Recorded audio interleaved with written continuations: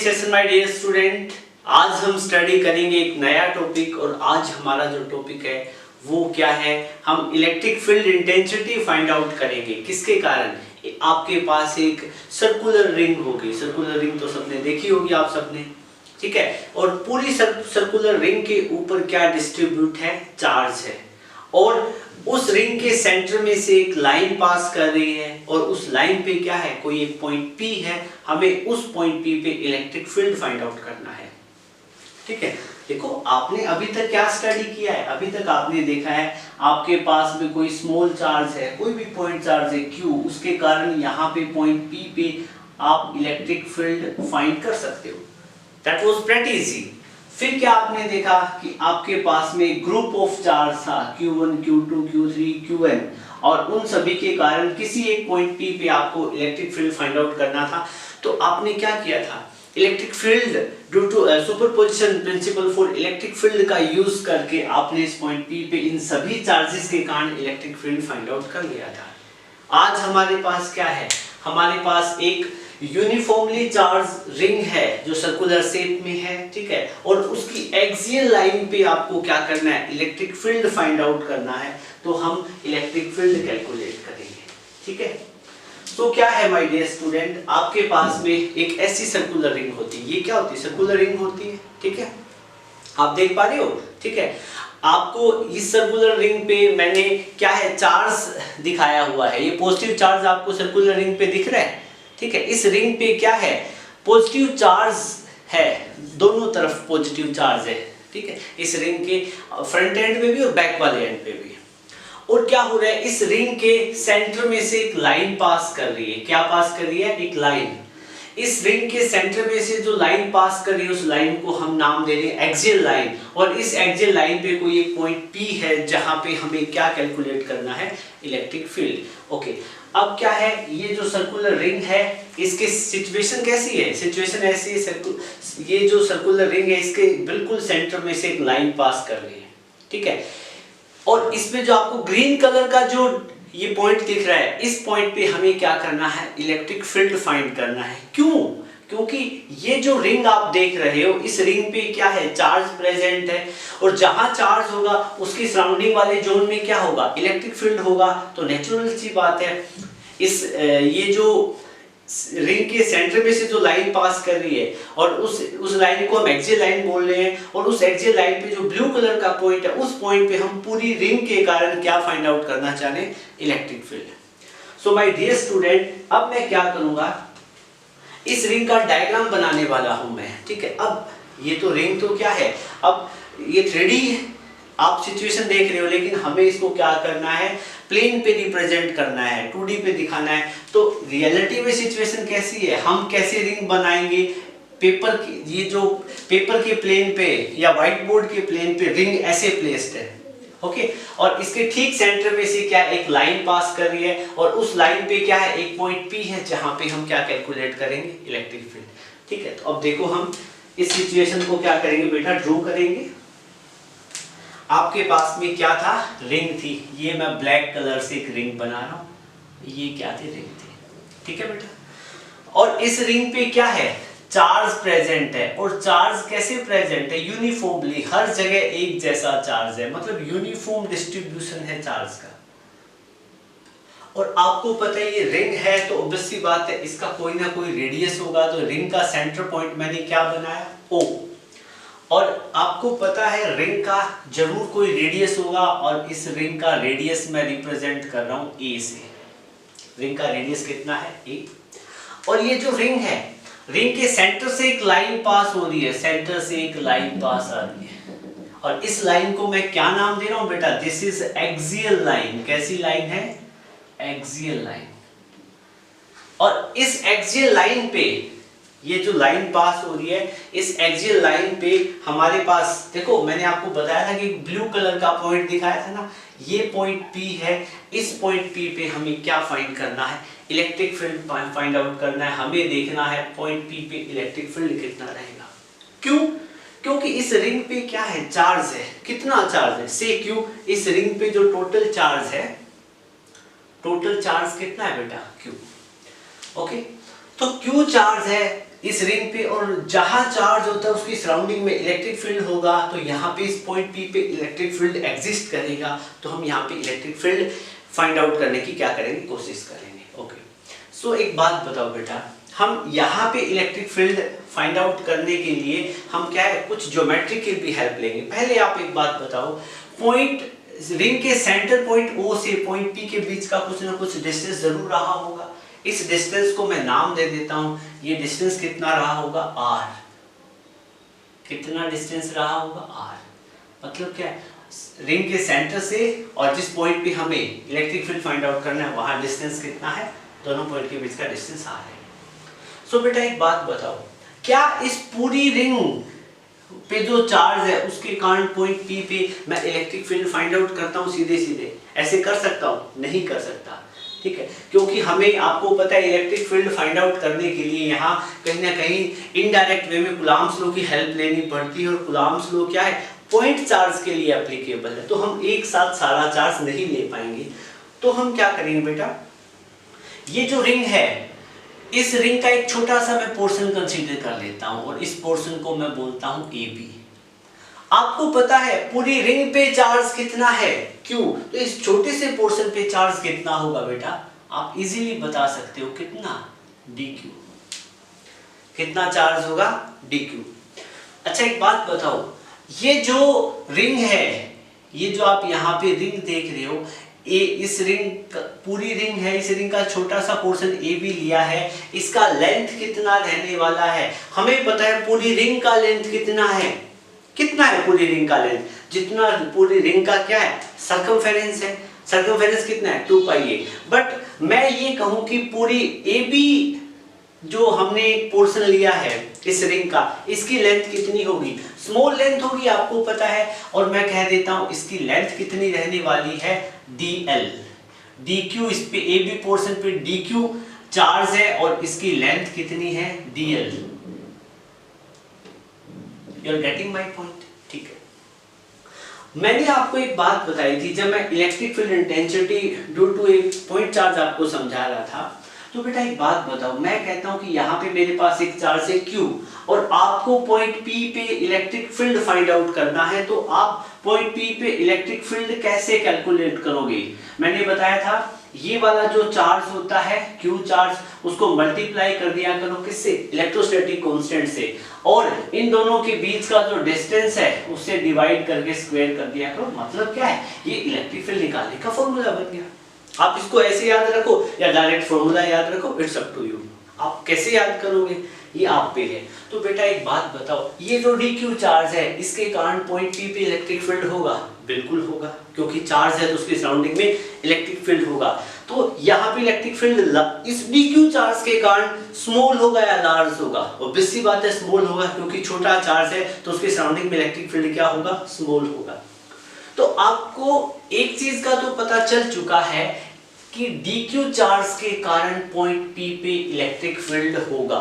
आप मुझे ये बता सकते हो कि ये जो dq चार्ज है, देखो यहाँ ये dq चार्ज है, AB लेंथ पे प्रेजेंट है, तो ये सारा चार्ज एक, मैं इसको पॉइंट चार्ज की तरह कंसीडर करूंगा, क्योंकि यहाँ पे ये dq चार्ज है, ये वेरी वेरी स्मॉल चार्ज है। अब आप कहोगे सर AB लेंथ तो आपने बड़ी बना दी, मैं इस लेंथ को और ज्यादा छोटी बना देता तो आपको पता है डायग्राम में क्लैरिटी नहीं बन पाती। You are getting my point. So क्या है, dq एक पॉइंट चार्ज ही है, और dq चार्ज से जो पॉइंट P है वो कितनी डिस्टेंस पे है, दोनों के बीच में डिस्टेंस आप इजीली निकाल सकते हो। आपको पता है यहाँ पे एक राइट एंगल ट्रायंगल बनी हुई है, ठीक है, ये वाली क्या है, राइट एंगल ट्रायंगल बनी हुई है, ये डिस्टेंस r है, ये a है, तो ये वाला distance that is pretty clear, it will be r² plus a² का अंडर द रूट, ठीक है, ये आप इसका रूट कर दोगे, इतना डिस्टेंस है ना इनके बीच में, ओके, इतना ही डिस्टेंस बनेगा ना, हाँ पाइथागोरस से तुम लगाओगे तो इतना ही बनेगा, ओके। सो एक बात बताओ, मैं आपसे ये पूछता हूँ कि dq चार्ज के कारण पॉइंट P पे क्या है, इलेक्ट्रिक फील्ड है, तो उस इलेक्ट्रिक फील्ड की डायरेक्शन कौन सी बनेगी? तो आप यहाँ पे टेस्ट चार्ज रखोगे, क्या रखोगे, टेस्ट चार्ज। तो बेटा एक बात बताओ, यहाँ पे मैं Q0 टेस्ट चार्ज रखूंगा, test charge very very small positive charge होता है, तो ये dq चार्ज उसको क्या करेगा, ऐसे रिपेल कर देगा ना, तो पॉइंट P पे इलेक्ट्रिक फील्ड की डायरेक्शन क्या रहेगी, इधर वाली, दिस वे, ये वाली डायरेक्शन रहेगी। ठीक है, अब एक बात बताओ बेटा, यहां पे कुछ एंगल बन रहा है थीटा, देखो ज्योमेट्री से ये वाली जो राइट एंगल ट्रायंगल बनी हुई है, यहाँ पे क्या है, ये एंगल कितना बना हुआ है, थीटा। आप इसको सिंप्लीफाई करने के लिए आप इसको क्या दिखा सकते हो, सी पॉइंट दिखाना चाहो तो ठीक है, अदरवाइज कोई जरूरी भी नहीं है। आपको पता है यहाँ कोई ना कोई एंगल बनेगा। सो क्या है कि ये आपने क्या बना दी है, एक्स, ये एक्सियल लाइन बना दी है। एक्सियल लाइन के साथ में ये वाला एंगल कितना बना, थीटा, ये वाला एंगल थीटा, तो नेचुरल सी बात है अगेन ये वाला एंगल भी कितना होगा, theta. You are getting my point. तो आपसे मैं ये पूछूं कि dq चार्ज के कारण पॉइंट P में इलेक्ट्रिक फील्ड कितना होगा, आप बता सकते हो, बिल्कुल बता सकते हो। देखो dq चार्ज के कारण यहाँ पे इलेक्ट्रिक फील्ड कितना होगा, स्मॉल होगा, तो आप लिखो स्मॉल इलेक्ट्रिक फील्ड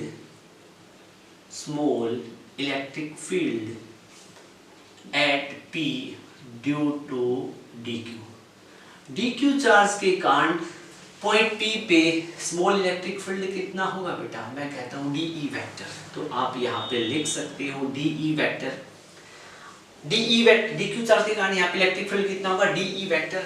तो अब आप कैसे करोगे इसको, मैग्नीट्यूड ही लिखेंगे, वेक्टर डायरेक्शन मत लिखो एक बार, ठीक है। तो क्या होता है, मैंने फॉर्मूला बताया, k को मल्टीप्लाई करो dq चार्ज से और अपॉन में क्या करोगे, डिस्टेंस कितना, इनके बीच में, इन दोनों dq और पॉइंट P के बीच का डिस्टेंस, ये वाला डिस्टेंस कितना है, r² + a², ये रूट, ये तो डिस्टेंस है, लेकिन फॉर्मूले में क्या है, स्क्वायर भी होता है। तो फाइनली आप यहाँ पे लिख सकते हो k dq अपॉन में r² + a²।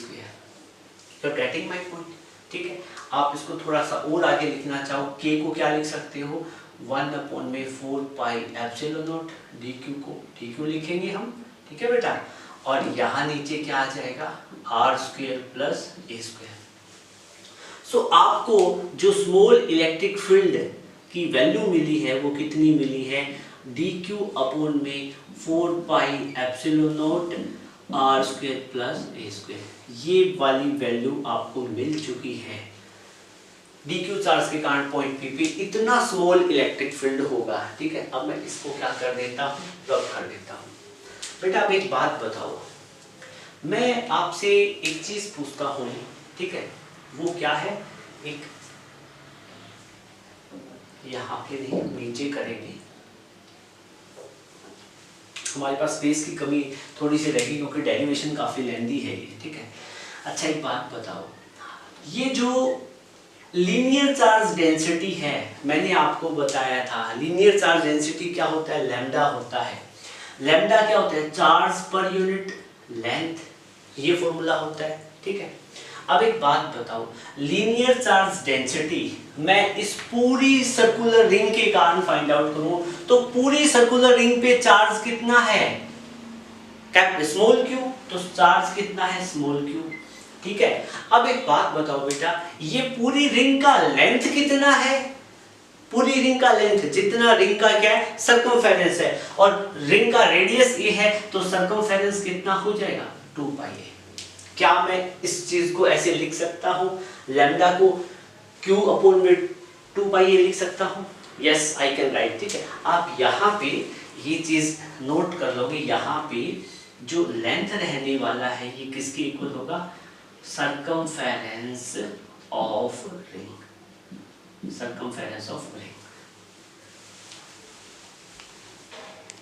जो क्या है, लैम्डा हमारा यहाँ पे है लीनियर चार्ज डेंसिटी। लैम्डा को यहाँ पे नोटेशन लिख दो, लैम्डा हमारे पास क्या था, लीनियर चार्ज डेंसिटी, यहाँ पे हम मेंशन कर देंगे, ठीक है।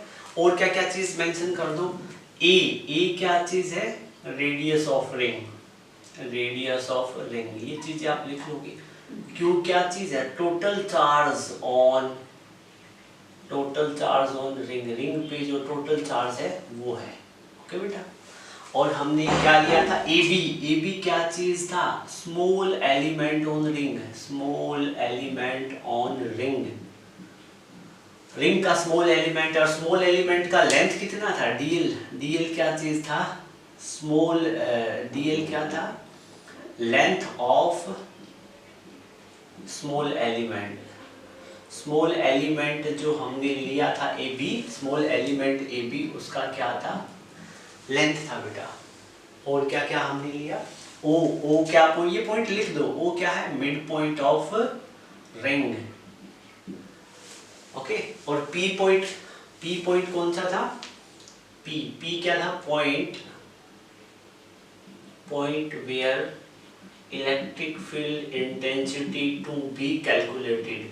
पी वो पॉइंट है जहां पे हमें इलेक्ट्रिक फील्ड इंटेंसिटी क्या करनी थी, कैलकुलेट करनी थी। उम्मीद करता हूं इतना आपको अच्छे से समझ में आया होगा, ठीक है। अब बेटा एक बात बताओ, मैं जो ये लीनियर चार्ज डेंसिटी है, लैम्डा का फॉर्मूला क्या होता है, Q बाई चार्ज पर यूनिट लेंथ होता है। मैं linear charge density A B element के लिए निकालना चाहूं तो क्या रहेगी, ठीक है ना। तो यहाँ पे हम निकालते हैं, आप लिखोगे लीनियर चार्ज डेंसिटी, लीनियर यहाँ पे लिख देते हैं हम, यहाँ पे हमारे पास जगह है, ठीक है। Linear charge density for small element small element A B के लिए हमें क्या निकालनी हो, लीनियर चार्ज डेंसिटी। तो क्या निकालेंगे, फॉर्मूला क्या होता है, लैम्डा, चार्ज पर यूनिट लेंथ। तो स्मॉल एलिमेंट पे चार्ज कितना, डी क्यू, और स्मॉल एलिमेंट का लेंथ कितना, डी एल, ऐसे लिख सकते हैं ना, ठीक है, बिल्कुल। फिर क्या है, यहां से मैं क्रॉस मल्टीप्लाई करूं तो डी क्यू को क्या लिख सकता हूं, lambda into D L. D Q को हम क्या लिख सकते हैं, लैम्डा इंटू डी एल। अब एक बात बताओ बेटा, यहां से इस लैम्डा वाली इक्वेशन को मैं इक्वेशन फर्स्ट बोल देता हूं, क्या बोल, इसको सेट, देखो यहाँ पे मेरे पास कुछ इक्वेशंस बनी है, इसको मैं इक्वेशन फर्स्ट बोल देता हूं, ये मेरी इक्वेशन सेकंड है, लाइक डीई वाली इक्वेशन फर्स्ट है, लैम्डा वाली इक्वेशन सेकंड है, ठीक है। अब मैं क्या करता हूं, put value of lambda from equation second, ठीक है। हम यहाँ पे dq is equal to lambda D L है, यहाँ लैम्डा की वैल्यू पुट करेंगे कहाँ, इक्वेशन सेकंड से। इक्वेशन सेकंड से लैम्डा को हम क्या लिख सकते हैं, q अपॉन में 2 पाई। तो dq इज इक्वल टू क्या था, लैम्डा, और लैम्डा को हम क्या पुट करेंगे बेटा, q अपॉन में 2 pi a into D L. I think you are getting.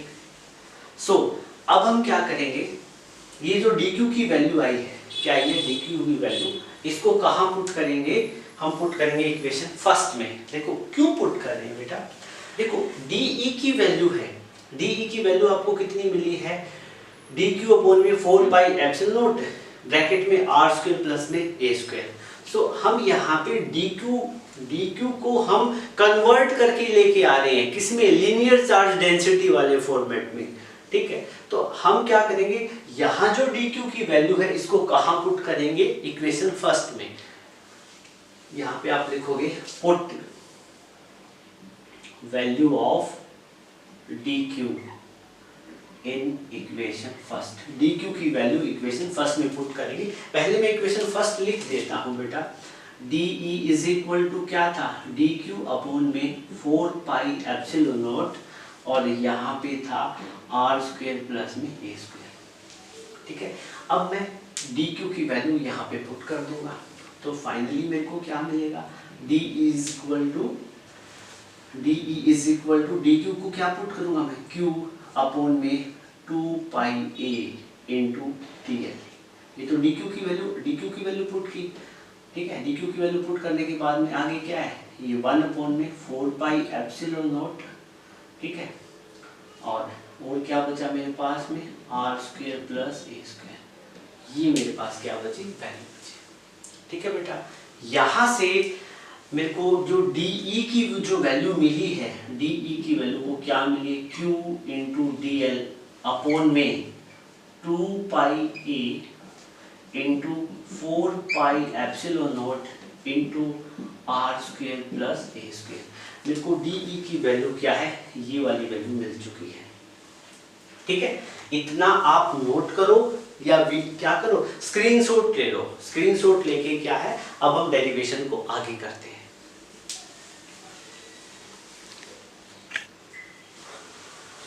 तो बेटा अब क्या है, जो फाइनली यहाँ से जो हमें रिजल्ट मिला था डीई की वैल्यू वाला, वो मैंने यहाँ पे नोट कर दिया है। सेम रिजल्ट है, मैंने यहाँ पे लिख दिया। यहाँ हमें किसी तरह की कोई रिक्वायरमेंट नहीं है।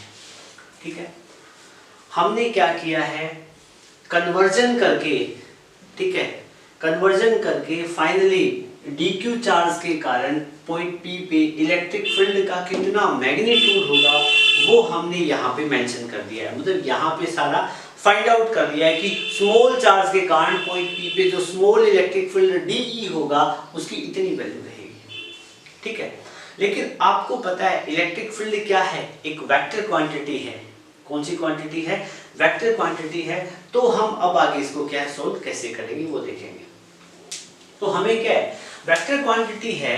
तो एक बात बताओ बेटा, ये dq चार्ज के कारण पॉइंट p पे इलेक्ट्रिक फील्ड की ये डायरेक्शन हुई de। अब इलेक्ट्रिक फील्ड को हम प्लेन में स्टडी कर रहे हैं तो इसके दो कंपोनेंट होने हैं। इसको मैं कंपोनेंट में ब्रेक करता हूं तो एक तो कंपोनेंट इसका मिलेगा मुझे de cos theta along the x axis, और दूसरा मिलेगा मेरे को यहाँ नीचे की तरफ along negative y axis de sin theta. You are getting my point? ठीक है, फिर मैं क्या करता हूं, ये जो मेरे पास यूनिफॉर्मली चार्ज रिंग है जिसपे यूनिफॉर्मली चार्ज प्रेजेंट है, हर जगह ऐसा एक जैसा चार्ज प्रेजेंट है, उसका हमने एक छोटा सा एलिमेंट ए बी कंसीडर कर लिया था। ठीक है, तो मैं जहां ए बी कंसीडर किया है मैंने, मैं ठीक उसके डायमेट्रिकली अपोजिट एंड नीचे एक और छोटा सा एलिमेंट कंसीडर करता हूं। वहां देखिए हमें क्या इंटरेस्टिंग चीज मिलेगी। यहां मैंने एक छोटा सा एलिमेंट कितना कंसीडर कर लिया, सी डी। ये बिल्कुल उतना ही है जितना ए बी था, और इस पे उतना ही चार्ज है जितना ए बी पे था। ए बी पे चार्ज डी क्यू था, तो यहां पे भी चार्ज कितना है बेटा, क्यू है। और इस वाले की जो लेंथ ए बी की लेंथ डीएल थी, तो इसकी भी लेंथ कितनी है, डीएल है, स्मॉल लेंथ है। एक बात बताओ बेटा, मैं आपसे कहता हूं कि ये जो CD एलिमेंट है उसके कारण पॉइंट P पे इलेक्ट्रिक फील्ड होगा क्या, बिल्कुल होगा, क्योंकि CD पे स्मॉल चार्ज है तो यहाँ उसके कारण पॉइंट P पे इलेक्ट्रिक फील्ड होगा। और ऐसे आप इलेक्ट्रिक फील्ड कैलकुलेट कर सकते हो। एक बार फिर से देखो, आप ये नीचे से टच करोगे तो ये भी क्या है, रिंग ऑफ रेडियस बन जाएगा। ये डिस्टेंस कितना है, r, तो अगेन ये वाला डिस्टेंस कितना हो जाएगा, r square plus c square. ठीक है बेटा, अब आप मुझे ये बताओ कि CD एलिमेंट पे जो dq चार्ज है उसके कारण पॉइंट P पे इलेक्ट्रिक फील्ड की डायरेक्शन क्या होगी।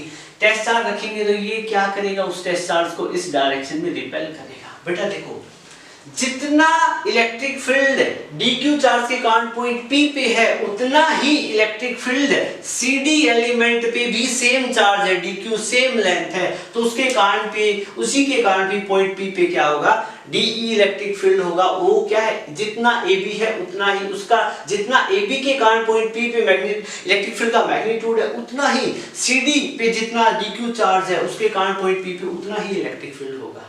You are getting my point? तो मतलब दोनों के कारण सेम इलेक्ट्रिक फील्ड होगा पॉइंट P पे, और यहाँ CD वाले एलिमेंट के कारण जो इलेक्ट्रिक फील्ड की डायरेक्शन बनेगी वो ये वाली बनेगी। बेटा ये वाला एंगल थीटा है तो ये वाला एंगल भी क्या रहेगा, थीटा। क्यों? ठीक है, क्योंकि सेम सिचुएशन है, जैसे ऊपर वाली राइट एंगल ट्रायंगल बनी, यहाँ पे भी राइट एंगल ट्रायंगल बन रही है। ठीक है, तो अब एक बात बताओ, इसको मैं ऐसे एक्सिस में एक्सिस बना देता हूँ, ये y एक्सिस होगी, ये x एक्सिस।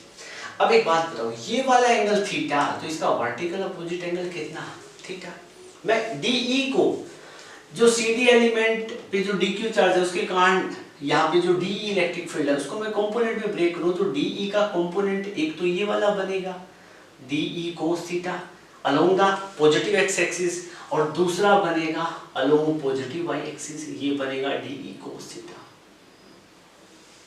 ठीक है, you are getting my point? ठीक है, अब एक बात बताओ, ए बी एलिमेंट और सी डी एलिमेंट दोनों के कारण पॉइंट पी पे इलेक्ट्रिक फील्ड का मैग्नीट्यूड क्या है, सेम है, क्योंकि ए बी से भी पॉइंट पी का डिस्टेंस जितना है उतना ही सी डी से पॉइंट पी का डिस्टेंस है। जितना ए बी पे एलिमेंट पे जितना चार्ज है उतना ही सी डी एलिमेंट पे चार्ज है। जितना ए बी का लेंथ है उतना ही क्या है, सी डी का लेंथ है।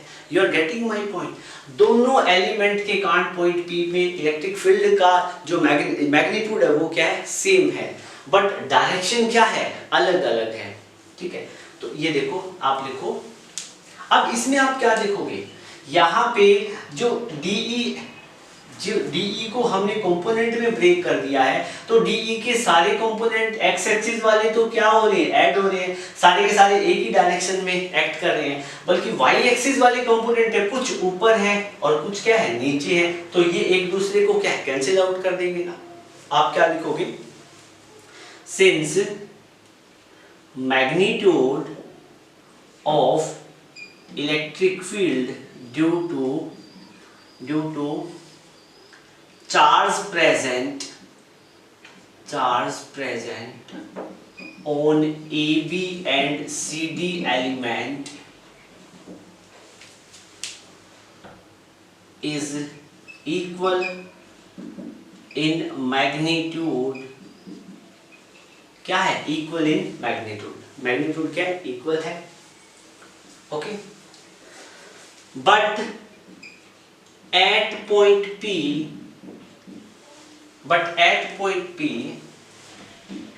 all cosine component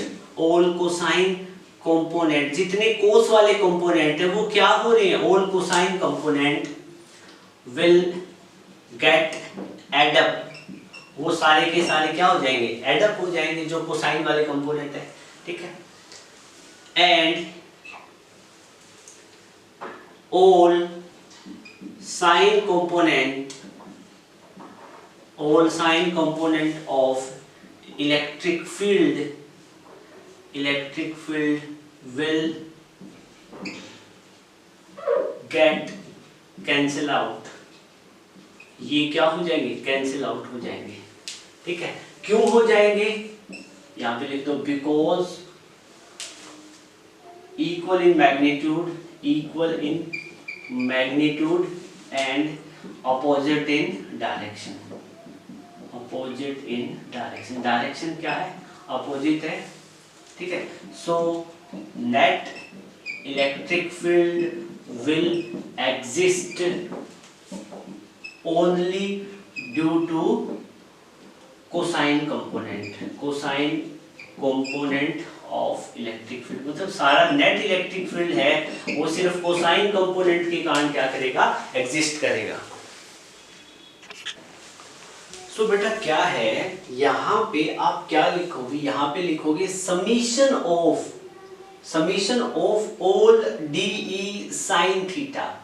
बेटा देखो, AB के कारण जो पॉइंट P पे DE इलेक्ट्रिक फील्ड था उसका साइन नीचे, और CD के कारण जो पॉइंट P पे जो इलेक्ट्रिक फील्ड था DQ चार्ज के कारण DE इस डायरेक्शन में, उसका सॉरी ये साइन आएगा ना, ठीक, उसका साइन का DE साइन थीटा। ये देखो DE का ये एंगल थीटा था तो DE कोस थीटा इधर हो जाएगा, DE साइन थीटा ऊपर। मतलब क्या है, पॉइंट P पे जो साइन थीटा है AB वाले का कहाँ है, बना नीचे, CD वाले का कहाँ बना, ऊपर। DE का मैग्नीट्यूड दोनों का एक जैसा है, साइन थीटा भी दोनों का सेम रहेगा। तो ऐसे क्या इन सभी कितने, मतलब इस पे कितने इनफाइनाइट कंपोनेंट होंगे ना, ऐसे कोई यहाँ पे होगा, कोई यहाँ पे, कोई यहाँ पे, कोई यहाँ पे। सो उनका जो नेट समीशन होगा साइन वाले कंपोनेंट का वो कितना हो जाएगा, 0। कितना होगा, 0। सो clearly net electric field will exist due to all cosine component। Cosine component के कारण होगा। नेट इलेक्ट्रिक फील्ड को मैं E बोल दूं ना, नेट इलेक्ट्रिक फील्ड को क्या बोल दूं, E बोल दूं। ठीक है, सो नेट इलेक्ट्रिक फील्ड होगा बेटा, वो कितना होगा, summation of all cosine component. Cosine component कितना है, मतलब जितने DE कोस थीटा वाले कंपोनेंट है, जैसे ये वाला डीई, दूसरा डीई, पता नहीं बहुत सारे डीई होंगे, सभी डीई का आप समीशन कर दोगे तो आपको नेट इलेक्ट्रिक फील्ड मिल जाएगा। ठीक है, सो अब आप एक काम करोगे, नेट इलेक्ट्रिक फील्ड की वैल्यू कैसे निकालोगे? समीशन डीई की वैल्यू क्या लिख सकते हैं बेटा, यहाँ से आप क्या करोगे, डीई की वैल्यू पुट कर दो। डीई को क्या लिख पाओगे, क्यू डीएल अपॉन में 2 pi A 4 pi epsilon naught into क्या आएगा बेटा, R square plus A square. थोड़ा सा लेंथी कैलकुलेटिव है और कुछ नहीं है, बाकी चीजें बड़ी इजी है। बचा क्या, कोस थीटा। क्या बचा, कोस थीटा। तो कोस थीटा को क्या लिख सकते हो आप, कोस थीटा। कोस थीटा क्या होता है, यहाँ की बजाय कोस थीटा आप क्या है यहाँ लिख लो, cos theta. Cos theta base upon में हाइपोटेन्यूज, तो ये वाली राइट एंगल ट्रायंगल ले लो, ये वाले दिस वन, ये वाले, इसका बेस कितना r और हाइपोटेन्यूज कितना under the root r square plus a square. तो कोस थीटा की वैल्यू क्या है आप यहां पुट कर लो। ठीक है, तो कोस थीटा की वैल्यू कितनी आएगी मेरे प्यारे बच्चों, r अपॉन में under the root r square plus में a स्क्वायर। सो अब देखो इलेक्ट्रिक फील्ड की वैल्यू हमें जो मिलेगी वो कितनी मिलेगी, Q और R। ठीक है, Q और R बाहर निकाल लो, अपॉन में कितना होगा 2 pi A 4 pi epsilon not. R square A square की पावर 1 है, यहाँ पे R स्क्वायर A स्क्वायर की पावर 1/2 है, तो मल्टीप्लिकेशन में पावर ऐड हो जाती है। जब बेस सेम हो तो बेस दोनों का R square plus A square है, यहाँ पे भी R square plus A square है, इसकी पावर 1 है, इसकी पावर 1/2 है, तो मैं इसको यूं लिख सकता हूँ, इसकी पावर को ऐड करके 3/2। होपफुली आपको समझ में आया होगा। बचा क्या, summation of DL. Summation of DL. बेटा आप एक बात बताओ, मैं एक बार फिर इस रिंग को दोबारा से ड्रॉ करता हूं। ये हमने रिंग ली थी, ठीक है, और इस रिंग पे क्या है, यूनिफॉर्मली चार्ज डिस्ट्रीब्यूटेड था।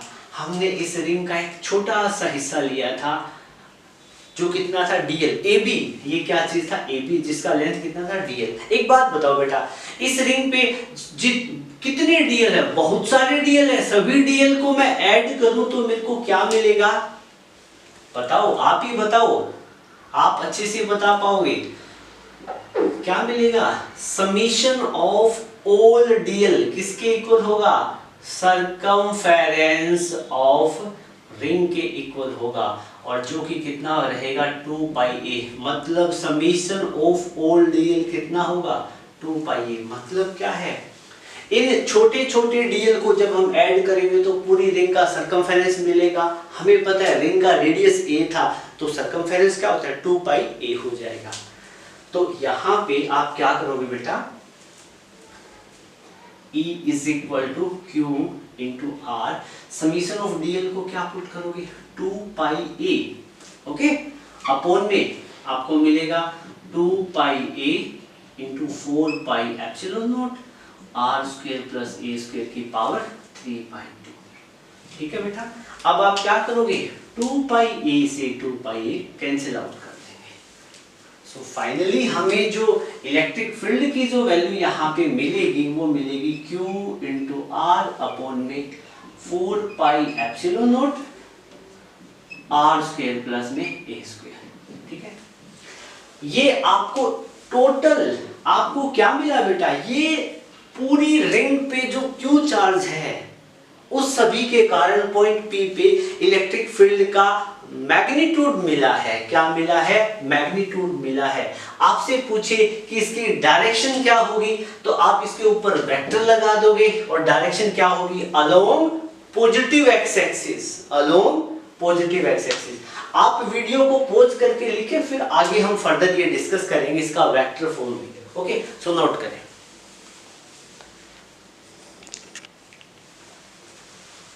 सो बेटा हमने क्या किया, हमने इलेक्ट्रिक फील्ड की जो वैल्यू कैलकुलेट की वो कितनी आएगी, क्यू आर अपॉन में 4 pi epsilon naught R square plus A square की पावर कितनी आएगी 3/2। ये ध्यान कर लेना कितनी आएगी 3/2, वहाँ गलती से हमने क्या है 3 लिखा नहीं था। ठीक है, सो अब एक बात बताओ, ये इसी वैल्यू को मैं यहाँ पे लिख देता हूँ। ठीक है, इलेक्ट्रिक फील्ड की जो वैल्यू हमें मिली है that is Q R upon में 4 पाई एप्सिलॉन नॉट और कितनी है R square plus A square की पावर कितनी है 3/2। ये 3/2 कहाँ है जब 1 आर की power R square plus A square into R square plus A square का रूट दोनों की मल्टीप्लिकेशन होती है तो वहां से आया था। ये हमारी को क्या मिली इलेक्ट्रिक फील्ड की वैल्यू, इसको हम रब कर देते हैं। ठीक है बेटा, अब एक बात बताओ, मैं आपसे पूछता हूँ फर्स्ट केस, अब हमारे पास हम कुछ केस डिस्कस करेंगे। ठीक है, फर्स्ट केस यहीं पे लिख लेते हैं। ठीक है, केस फर्स्ट भी क्या क्या पॉसिबिलिटी है, मतलब क्या कह रहे हैं कि ये जो पॉइंट P है ये रिंग के सेंटर पे ही हो। कहां पे हो, रिंग के सेंटर पे ही हो। केस फर्स्ट क्या कह रहा है, कह रहे हैं कि electric field at centre of ring, centre of ring पे इलेक्ट्रिक फील्ड कितना होगा। ठीक है, सेंटर ऑफ रिंग का मतलब कहां पे है, एट ओ पॉइंट पे इलेक्ट्रिक फील्ड कितना होगा, रिंग के सेंटर पे। मतलब आपके पास रिंग है, रिंग के सेंटर पे कितना इलेक्ट्रिक फील्ड होगा, उस पूरी रिंग पे चार्ज हो तो क्या है। जब रिंग के सेंटर की बात करेंगे तो वहां पे ये वाला डिस्टेंस r घटता घटता घटता सेंटर पे आ जाएगा तो r की वैल्यू कितनी हो जाएगी, r कितना होगा 0। देन r कितना होगा 0। अब इस वाले फॉर्मूले में r को 0 पुट करेंगे तो इलेक्ट्रिक फील्ड क्या हो जाएगा, q इंटू 0। इलेक्ट्रिक फील्ड कितना हो जाएगा 0। r की वैल्यू 0 होगी तो इलेक्ट्रिक फील्ड क्या हो जाएगा 0। तो रिंग के सेंटर पे कितना इलेक्ट्रिक फील्ड होगा 0। कितना होगा 0। और केस क्या है, केस नंबर 2। केस नंबर 2 क्या कह रहे हैं कि पॉइंट P बहुत दूर चला जाए रिंग से। मींस क्या है, if point P become very very far away from ring, ring से बहुत दूर चला जाए पॉइंट P, तो उस केस में क्या होगा, जब पॉइंट P यहां आ जाए तो r की वैल्यू और बढ़ी, यहां आ जाए तो r की वैल्यू और बढ़ी। तो जब पॉइंट P रिंग से दूर जाएगा तो r की वैल्यू क्या है, बढ़ती जाएगी। किसके कंपैरिजन में, रिंग के रेडियस के कंपैरिजन में। मतलब क्या है, जब r very very greater than a होगा देन r स्क्वायर भी क्या होगा, वेरी वेरी ग्रेटर देन होगा a स्क्वायर से।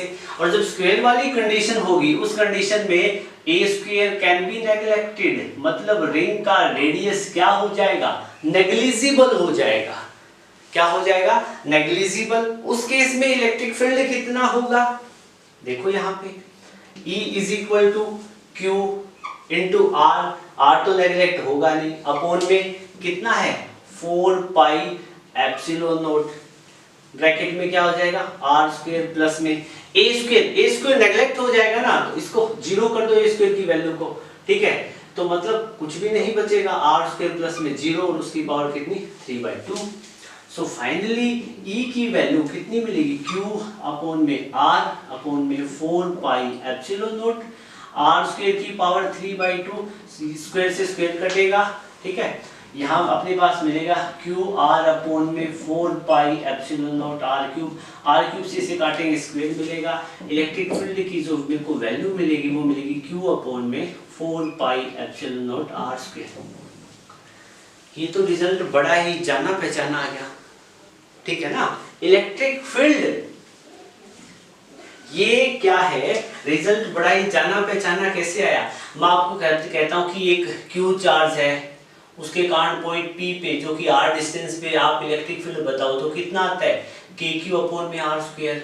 ओके, सो K की वैल्यू कितनी होती है 1 अपॉन में 4 pi epsilon not Q upon में R स्क्वायर। तो ये Q अपॉन में 4 pi epsilon not R square जो इलेक्ट्रिक फील्ड आता है पॉइंट P पे वो Q चार्ज के कारण, यहाँ पे Q चार्ज को हम क्या अज्यूम करते हैं, point charge. What does it mean here, यहाँ पे क्या है, कह रहे कि एक आपके पास यूनिफॉर्मली चार्ज रिंग है, उससे जिस पॉइंट पे आपको इलेक्ट्रिक फील्ड फाइंड आउट करना है वो रिंग से बहुत दूर हो जाएगा, तो उस केस में ये रिंग उस पॉइंट के लिए किसका बिहेव, ये रिंग किसकी तरह बिहेव करेगी, एक पॉइंट चार्ज की तरह। किसकी तरह बिहेव करेगी, पॉइंट चार्ज की तरह। तो यहाँ पे ये रिजल्ट आ जाता है। सो लिखोगे इन दिस कंडीशन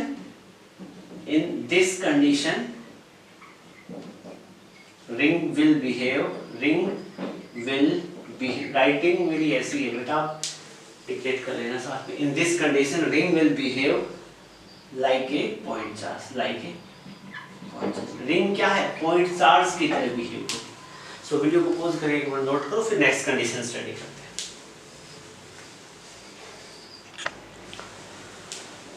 सो बेटा हमने दो केस स्टडी कर लिए हैं। एक हम डायरेक्शन की बात करें तो डायरेक्शन की बात करें, ये इलेक्ट्रिक फील्ड की वैल्यू हमने इस रिंग के कारण पॉइंट पी पे फाइंड आउट कर ली थी। और मैं इसको वेक्टर फॉर्म में क्या लिख सकता हूँ, वेक्टर्स के साथ लिखना चाहूँ तो वैल्यू क्या हो जाएगी? सेम क्यू आर अपॉन में 4 pi epsilon naught R square plus A square की पावर 3/2। अब इलेक्ट्रिक फील्ड एक वेक्टर क्वांटिटी, उसकी डायरेक्शन होती है ना, तो यहाँ मैंने वेक्टर लगा दिया तो आप डायरेक्शन लिख दो, पॉइंट पी पे डायरेक्शन ना। तो एक बात बताओ, पॉइंट पी पे चार्ज रखेंगे टेस्ला तो इधर मूव करेगा, ठीक है। तो नेट इलेक्ट्रिक फील्ड की डायरेक्शन क्या होगी? Along positive x axis, along positive x axis. अब एक बात बताओ, मेरे पास ये रिंग है, क्या है मेरे पास? ये रिंग है। जैसे फॉर एग्जांपल ये मेरे पास क्या है? रिंग है। रिंग ऐसे रखी हुई थी, पॉइंट पी पे इलेक्ट्रिक फील्ड निकाला, इलेक्ट्रिक फील्ड की डायरेक्शन ये। बेटा एक बात बताओ, रिंग के बैक साइड में भी तो चार्ज है ना, ठीक है। मान लो ये जो रिंग है इसके इस वाली सरफेस पे भी तो क्या है? चार्ज है। मैं यहाँ पे कोई पॉइंट अज्यूम करूँ, मान लो मार्कर की टिप पे एक पॉइंट है, तो यहाँ पे इलेक्ट्रिक फील्ड की डायरेक्शन क्या होगी? Along the negative x axis.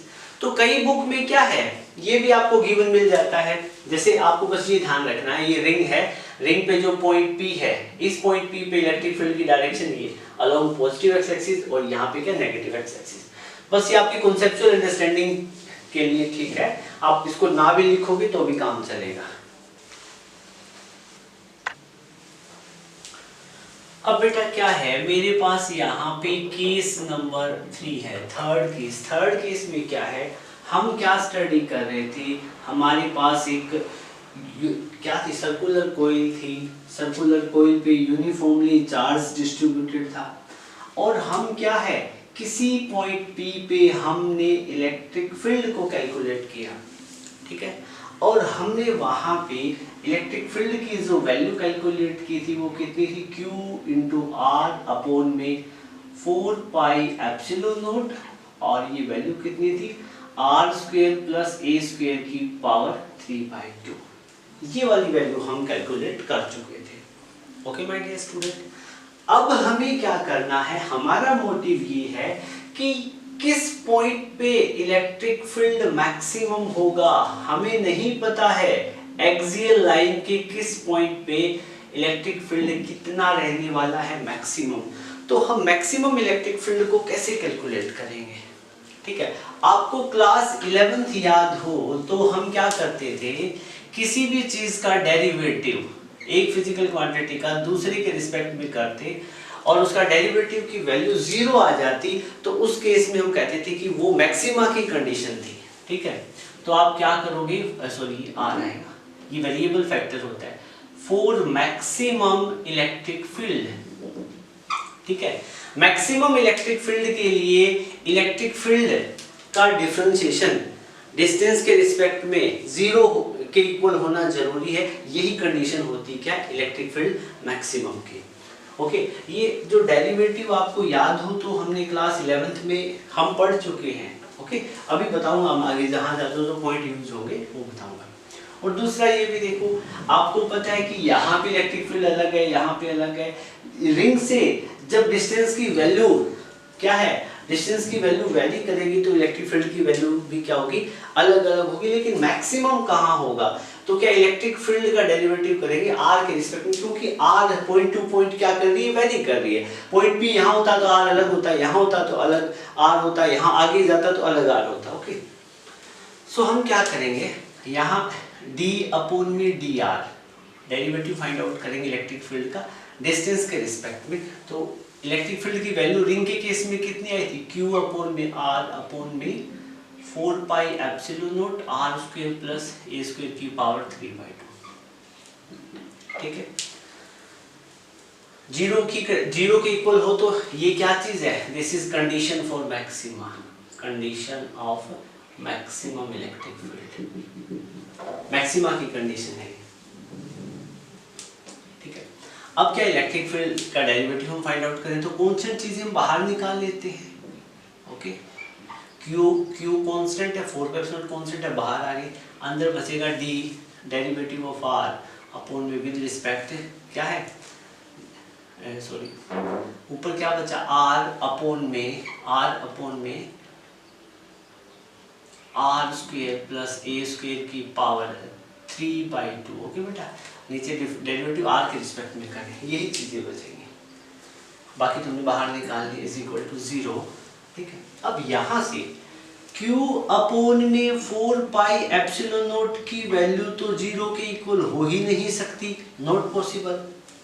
ये तो क्या है, नॉट पॉसिबल। ये तो आगे सोल्व करने की जरूरत ही नहीं, क्या इन दोनों को हम डिवाइड करें, इसकी वैल्यू 0 के इक्वल हो सकती है, नहीं। तो कहीं ना कहीं पॉसिबिलिटी कहाँ छिपी है, डेरिवेटिव वाले पोर्शन में, तो हम इसी को सोल्व करेंगे।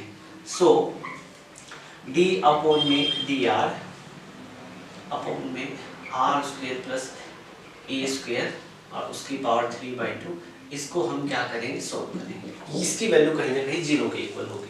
ठीक है, तो अब मैं इसको भी रब कर देता हूँ, इसका भी ज़्यादा रोल नहीं है, आप वीडियो को रिवाइंड करके या स्क्रीनशॉट लेके देख सकते हो पीछे जाके। ठीक है बेटा, अब एक बात बताओ, इसका मैं डेरिवेटिव फाइंड आउट करना चाहूँ,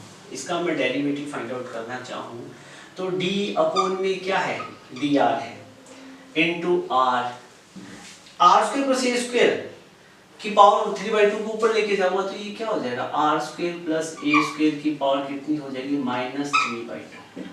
ये फर्दर किसके इक्वल हो जाएगा, 0 के इक्वल। अब देखो यहाँ पे क्लास 11th में मैंने बताया था डेरिवेटिव में, आप डेरिवेटिव करोगे, ये फर्स्ट फंक्शन ये second function, you don't be multiplication की कंडीशन है, आपको क्या करना है, डेरिवेटिव करना है। तो आपको मैं एक बार रिकॉल करवा देता हूँ, मैंने बताया था आपको d by dx of u dot v हो, u फर्स्ट फंक्शन v क्या सेकंड, तो हम क्या कर सकते थे, first function as it is derivative of second plus में second function as it is derivative of first. याद आया, कुछ ऐसा करते थे। ठीक है, सेम यहाँ पे करेंगे हम, क्या करोगे, first function as it is r as it is, second का डेरिवेटिव d बाई dr किसका करोगे, R square plus A square की पावर -3/2 प्लस में second function as it is, second function को एज इट इज लिखेंगे, R square plus A square की power कितनी बेटा, -3/2, और सेकंड फंक्शन का डेरिवेटिव करेंगे। ठीक है, तो सेकंड का डेरिवेटिव करके क्या करेंगे, d बाई dr करेंगे, किसका, r का, फर्दर इक्वल टू 0। अब फर्स्ट r ये हमने लिखा हुआ है, इसका डेरिवेटिव करो, x की पावर n है, x की पावर n का डिफरेंशिएशन क्या होता है, nx n-1, तो क्या होगा, इसका डेरिवेटिव करोगे तो -3/2 into R square plus A square की पावर 3/2 -1। ओके, फिर देखो यहाँ पे r की स्क्वायर भी तो है, इसका डिफरेंशिएशन कितना, 2r प्लस में a स्क्वायर का कितना, 0, क्योंकि ये तो कांस्टेंट है, रेडियस ऑफ रिंग है ना, फिक्स वैल्यू उसकी, तो उसका डिफरेंशिएशन 0, प्लस में इसको सोल्व करेंगे, R square plus A square की पावर कितना बेटा, -3/2। Okay, you are getting my point. ठीक है, सो अब एक बात बताओ, यहाँ ये वाला लिख दिया, r का डिफरेंशिएशन कितना हो जाएगा, 1 = 0। मेरे पास कुछ ये वाली वैल्यू बची है। सो बेटा अब जो चीजें यहाँ कटती है वो काट देंगे हम, यहाँ पे 2 से 2 कैंसिल आउट हो रहा है, सॉरी 2 से 2 कैंसिल आउट हो रहा है। ठीक है, सो फाइनली हमारे पास में क्या बचेगा, -3r², -3 तो ये है, r और r कितना, r², ठीक है, ये r² बचा हुआ है हमारे पास, इनटू में क्या, r² प्लस a² की पावर -3/2, -3/2 -1 कितना हो जाएगा, इसको सोल्व करोगे तो -5/2 हो जाएगा ना। ठीक है, 2 एलसीएम लोगे तो ओके। सो उसके बाद में क्या हो जाएगा, r² प्लस a² की पावर कितनी, -3/2 इज इक्वल टू 0। अब इसमें से कुछ कॉमन ले सकते हो, तो देखो इसमें से हम ये कॉमन ले लें, r² प्लस a² की पावर -5/2, तो कॉमन आ रहा है ना यहाँ पे। ठीक है, यहाँ से भी हम ले सकते हैं। ठीक है, देखना कैसे। सो आपके पास में बचेगा यहाँ पे -3r² प्लस में, बेटा एक बात बताओ, कॉमन लेने का मतलब क्या होता है, उस चीज को उसी से डिवाइड करना। ठीक है, तो r² प्लस a² की पावर -5/2 को हम क्या कर देंगे, डिवाइड कर देंगे, तो इज इक्वल टू क्या आ जाएगा, 0। ये पॉइंट आपको अच्छा तो लग रहा होगा, या एक बार और बता देता हूँ मैं, कॉमन लेने का मतलब आप एक ऐसे समझ लो बेटा, क्या कई स्टूडेंट को इसमें कंफ्यूजन हो जाती है, कहते हैं सर ये कैसे कर दिया आपने, ठीक है। -3r² है बेटा, सॉरी हम क्या करेंगे, इस पूरे में से r² + a² की पावर -5/2 कॉमन लेना चाहता हूं मैं, तो r² + a² की पावर, r² + a² की पावर कितनी है, -5/2, ठीक है। इस पूरे एक्सप्रेशन में से, इस पूरे में से मैं क्या लेना चाहता हूँ, कॉमन लेना चाहता हूँ, तो इसमें से कॉमन लूंगा, देखो -3, इस वाले एक्सप्रेशन में से कॉमन लूंगा तो -3r² इनटू क्या है, r² + a² की पावर -5/2, इसमें से ये कॉमन लूंगा तो इसी से क्या करना पड़ेगा, मेरे को डिवाइड करना पड़ेगा, बड़ी बेसिक सी बात है, क्लास 10th की, ठीक है। सिमिलरली क्या है, इसमें से कॉमन लूंगा तो इससे भी क्या करना पड़ेगा, मुझे डिवाइड करना पड़ेगा, r² + a² की पावर -3/2 से कॉमन लूंगा तो r² + a² की पावर -5/2 से डिवाइड करना पड़ेगा, ठीक है। अब यहां से तो ये यहां कैंसिल आउट हो गया, आपके पास क्या बचेगा बेटा, आपके पास बचेगा r² + a² की पावर -5/2, ठीक है। ब्रैकेट में क्या रहेगा, -3r², ओके। प्लस में क्या रहेगा, प्लस में देखो इन दोनों को सोल्व करो, देखो फिर वो क्लास 10th वाली बात आएगी, x की पावर a और x की पावर b, तो हम उसको x की पावर a - b लिख सकते हैं ना, डेफिनेटली, ठीक है। तो हम यहाँ पे क्या करने वाले हैं, ठीक है, r², दोनों का बेस सेम है तो पावर डिवीजन में हो तो सब्ट्रैक्ट हो जाती है, तो यहाँ पे r² + a² की पावर -3/2 माइनस में -5/2 हम लिख देंगे, ठीक है बेटा, which is equal to 0, ठीक है। अब मेरे पास नीचे स्पेस की कमी है, मैं यहाँ, अब क्या है, एक बार स्क्रीनशॉट ले लो, क्या ले लो, स्क्रीनशॉट ले लो, होपफुली ले लिया होगा। अब मैं इसको रब कर देता हूँ, ठीक है, इसको हम रब कर देते हैं। कैलकुलेटिव है, कई बार बाई चांस पूछ ले तो आपको आना चाहिए, ये ना हो कि हम आपने किया नहीं था, ठीक है, किसी भी कारणवश। तो यहाँ पे जो आपको वैल्यू मिलेगी बेटा वो क्या है, r² प्लस में a², ओके, ब्रैकेट में क्या है, -3r² प्लस में यहाँ पे है r² प्लस a² की पावर कितनी है बेटा, -3/2, कितनी है, -3/2, ये यहीं पे सोल्व कर लेते हैं, यहाँ पे तो पावर है -3/2 प्लस में 5/2, इन दोनों को सम करोगे तो कितना आ जाएगा, -3 + 5, 2/2 कितना आ गया, 1 आ जाएगा, मतलब यहाँ पे इसकी पावर कितनी बचने वाली, 1 बचने वाली है, ओके, विच आगे किसके इक्वल है, 0 के इक्वल है, ठीक है बेटा। अब आप इसको और सोल्व करो, r² + a², इसकी पावर कितनी थी, -5/2, ये तो आपने कॉमन ले रखा था, ये कॉमन वाला हिस्सा है। आगे -3r² प्लस में इसको सोल्व किया तो r² + a² की पावर हमें मिली 1, तो इसको सोल्व करेंगे हम, नीचे तो क्या मिलेगा, r² + a² की power -5/2 into -3r² + r² + a² is equal to 0। So बेटा क्या है, अब एक बात बताओ, r² + a² की पावर 5/2 -5/2 इज इक्वल टू 0, क्या ये पॉसिबिलिटी है, ये तो पॉसिबिलिटी हो ही नहीं सकती, ये तो कभी 0 के इक्वल होगा ही नहीं। ऐसा हो सकता है क्या, दो वैल्यू को ऐड करो, उसकी पावर माइनस में हो, 0 के इक्वल हो, कभी नहीं होगा, ठीक है। अब बचा ये, यहाँ कोई पॉसिबिलिटी है, यहाँ पॉसिबिलिटी बन जाएगी, देखो यहाँ पे कितनी वैल्यू बनेगी आपके पास में, ये कितना बनेगा, -2r² प्लस में a², okay, is equal to 0, तो ये कितना हो जाएगा, a² is equal to 2r², ठीक है।